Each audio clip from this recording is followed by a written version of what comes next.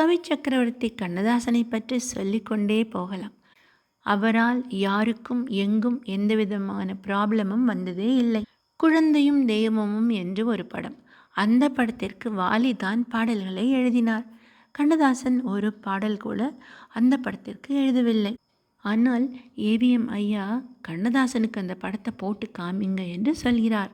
ஒரு சுச்சுவேஷனுக்கு உண்டான பாடல் அவர் மனதில் கண்டிப்பாக இருக்கும். ஏவிஎம் ஐயா சொன்னது போலவே கண்ணதாசனும் அந்த படத்தை பார்த்துவிட்டு ஒரு இடத்தை குறிப்பிட்டு இந்த இடத்துல ஒரு பாட்டு போடணும், நான் எழுதி கொடுக்குறேன் என்று சொல்லிவிட்டார். அப்படி கண்ணதாசன் இடத்தை தேர்ந்தெடுத்து எழுதி கொடுத்த பாடல்தான் குழந்தையும் தெய்வமும் குணத்தால் ஒன்று, குற்றங்களை மறந்துவிடும் மனத்தால் ஒன்று.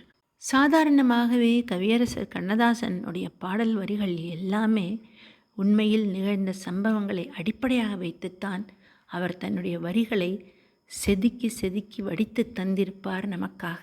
ஆனால் சாதாரண மனிதனுக்கும் அவருடைய வரிகள் பொருந்தும், எக்காலத்திற்கும்.